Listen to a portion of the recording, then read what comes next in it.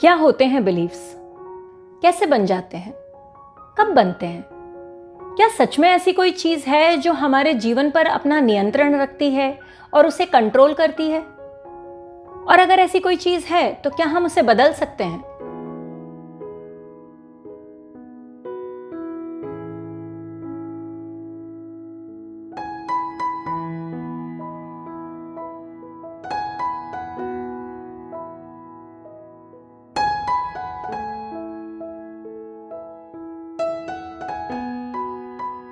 नमस्कार, my name is Shaili and I welcome all you dear people to स्पंदन।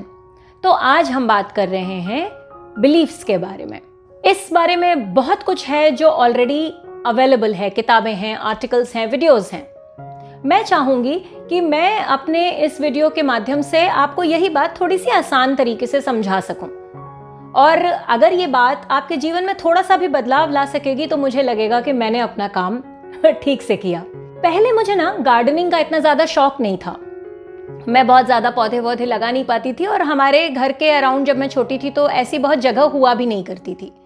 लेकिन पिछले कुछ सालों में मुझे अच्छा लगने लगा है पौधे लगाना, उन पे पानी डालना। जानते हैं क्यों? क्योंकि जब एक बीज या एक छोटा पौधा मैं लगाती हूँ और उस पर दिन प्रतिदिन पानी डालती हूँ, उसे खाद देती हूँ, उसे प्यार से देखती हूँ, थोड़ी देर धीरे धीरे वो बड़ा होने लगता है। उसके अंदर ना मुझे जीवन दिखाई देता है, ग्रोथ दिखाई देती है, जीने की शक्ति दिखाई देती है। बल्कि मैं आपको एक फोटो में दिखाती हूँ। मेरे घर के पास एक हिबिस्कस का पौधा है जो कि गमले में लगाया गया था। धीरे धीरे साल दर साल मुझे लगता है वो बड़ा हो गया, और इतना बड़ा हो गया कि गमले भर की मिट्टी में उसे जितना न्यूट्रिशन चाहिए था उतना न्यूट्रिशन उसे मिल नहीं पा रहा था। तो उसने गमले को तोड़ दिया और वो नीचे मिट्टी में चला गया। उसकी जो जड़ें हैं अब वो गमला तोड़ के नीचे मिट्टी में जा चुकी हैं, ज़मीन में जा चुकी हैं। और उस पौधे को देखकर मैंने यही सोचा कि जिसके अंदर जीने की चाह होती है, अपने आप को मजबूत करने की इच्छा होती है, जो ग्रो करना चाहता है, वो गहरा जाता है, वो अंदर जाता है और पता लगाता है और ढूंढता है उस जगह को जहां से उसे वो न्यूट्रिशन मिल सकता है। अब ये बात हमारे दिमाग से भी जुड़ी हुई है। पूछिए कैसे?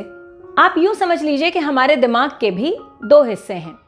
एक है चेतन यानी कॉन्शियस माइंड, और दूसरा है अवचेतन यानी subconscious mind. I am sure आपने ये शब्द जरूर सुने होंगे।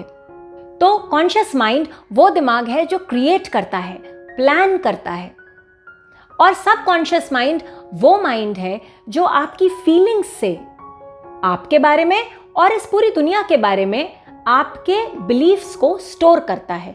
ये हैबिचुअल माइंड है। आपकी आदतों से ये इन्फ्रेंसेस लेता है और उन्हें स्टोर कर लेता है अपने पास, ताकि आप उनको जीवन भर यूज कर सकें। तो कब बनते हैं ये बिलीव्स? ये बिलीव्स आपकी अर्ली एज में बन जाते हैं, जीवन के पहले 7 सालों में बन जाते हैं।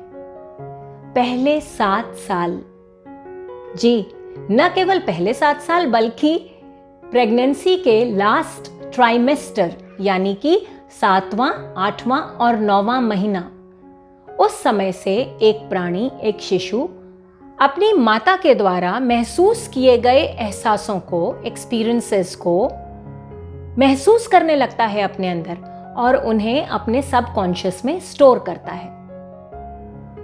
उसके बाद आपका जन्म होता है, और आपके initial 7 years are the most important time of your life. That is the time when you are not consciously thinking. आप ना कुछ प्लान कर रहे हैं, ना कुछ सोच रहे हैं, ना आप कुछ क्रिएट करना चाह रहे हैं। आप बस जी रहे हैं, आप बस महसूस कर रहे हैं हर चीज को। आप प्यार को महसूस करना चाहते हैं, आप जीवन को महसूस करना चाहते हैं। आपकी एनर्जी हाई होती है। आप अपने माता पिता, आपके टीचर्स, आपके दोस्त, आपके आसपास के लोग आपसे जो कहते हैं, आपके साथ जो करते हैं, उससे अपने बारे में, अपने जीवन से जुड़ी और चीज़ों के बारे में और इस दुनिया के बारे में अपने बिलीफ्स बनाते हैं। और ये वो बिलीव्स हैं जिन पर हम अपनी पूरी जिंदगी जी लेते हैं। आपको मैं एक एग्जाम्पल देती हूँ। जब एक बच्चा छोटा होता है तो उसे चलना नहीं आता। वो कभी किसी चीज को पकड़ के, कभी किसी का हाथ पकड़ के धीरे धीरे चलना सीखता है। लेकिन जब हम बड़े हो जाते हैं तो हम को चलने के लिए आज अपने आप को वापस इंस्ट्रक्शन देने की या किसी से मदद मांगने की जरूरत नहीं पड़ती। हमारे दिमाग को पता है हमें कैसे चलना है, उसे आदत हो चुकी है। सुबह उठ के ब्रश करना, धीरे धीरे शुरू में बच्चों को बार बार कहना पड़ता है ब्रश कर लो, लेकिन एक समय के बाद आपको पता होता है कि आप सुबह उठेंगे और ब्रश करेंगे। क्यों? कौन है जो ये बात याद रखता है?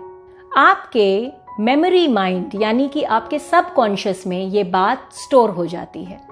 अगर मैं अपने बच्चे से कहती हूं कि तुम बहुत अच्छे हो, तुम बहुत समझदार हो, तो ये एक बीज है, पहली बार सुनी हुई एक बात, और वो उसके दिमाग में कॉन्शियसली रह जाती है कि अच्छा मैं समझदार हूं शायद। वो कहीं और जाता है, कुछ और करता है, और फिर कोई उससे कहता है कि तुम बहुत समझदार हो।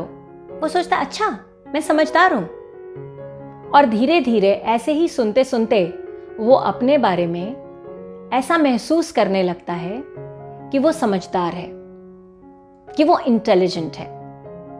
और जीवन में आगे चल के जब भी कभी जरूरत पड़ती है, जब भी कोई परेशानी आती है, उसे याद आ जाता है मैं समझदार हूं, मैं इंटेलिजेंट हूं, मैं इससे डील कर सकता हूं। तो जिस तरीके से बहुत सारी अच्छी आदतें और अच्छी चीजें हम अपने अंदर स्टोर कर लेते हैं, अपने अंदर जमा कर लेते हैं और अपनी लाइफ में उन्हें बार बार यूज करते हैं, ठीक उसी तरीके से हम बहुत सारी ऐसी चीजें भी अपने अंदर स्टोर कर लेते हैं जो हमें नुकसान पहुंचाती हैं।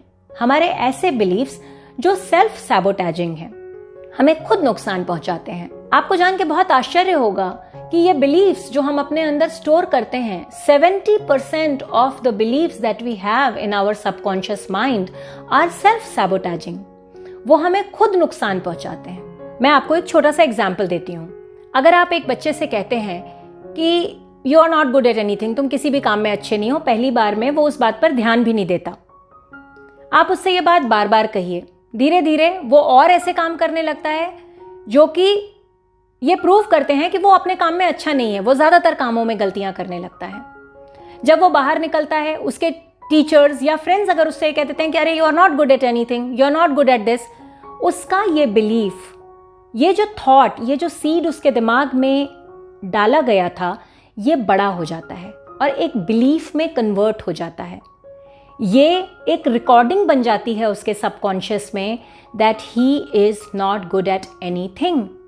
तो ऐसा व्यक्ति, आप खुद सोचिए, जब बड़ा होता है और वो कोई नया काम करने चलता है तो उसके अंदर से क्या आवाज आती होगी। उसे पता होता है I am not good at anything, I will not be able to do it, even if I do it it will be a mess, even if I do it I will fail at it. तो ऐसे कई beliefs जो हमारे लिए काम नहीं करते, हम अपनी अर्ली चाइल्डहुड में बना लेते हैं। क्या इसमें हमारे पेरेंट्स की गलती है? नहीं, क्योंकि उनने भी वो चीजें अपने पेरेंट्स से सीखी हैं। तो हर व्यक्ति किसी ना किसी से सीखते हुए ही ये चीज आगे बढ़ा रहा है। ऐसे अनगिनत बिलीफ हम अपने जीवन में बनाते हैं। We make beliefs about relationships, the most important thing in life, about love, about money, yes even money. अगर मैंने बचपन से देखा है कि लोग पैसे के लिए आर्ग्यू करते हैं, इश्यूज होते हैं, तो वो आपके अंदर फीलिंग ऐसी बन जाएगी बचपन में ही कि money is not good. And आपको पता भी नहीं है, आप पैसे कमाने के लिए ही मेहनत कर रहे हैं, लेकिन पैसा आपसे दूर रहना चाहता है। क्यों? क्योंकि आपके अंदर का बिलीफ ये कहता है that money is not good.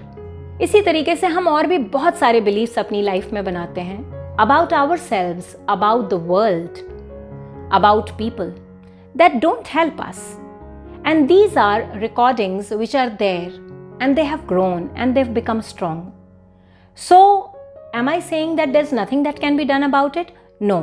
अगर आज भी हम इस प्लांट की तरफ, इस सीड की तरफ, जो कि शायद एक ट्री बन चुका है, देखें, तो हम कोशिश कर सकते हैं उसको अपरूट करने की। हम ट्राई कर सकते हैं कि कैसे हम उस लिमिटिंग बिलीफ से बाहर निकलें। So the good news is that yes, if we are aware, If we are giving it enough attention, we can do something about it. In my next video, I will be telling you a lot more about the kind of beliefs that we make and how can we work on them. आज के लिए इतना ही. Thank you for watching. Please like, share and subscribe if you like the content. Lots of love from me. Take care. Bye bye. Be well. नमस्कार. अगर आपको भी ये video पसंद आया हो तो लाइक बटन ज़रूर दबाएं, subscribe to my channel and press the bell icon which is beside it, ताकि मैं जो भी वीडियोज़ अपलोड करूं उनका पता आपको ज़रूर चले. Thanks for watching. Take care and be well.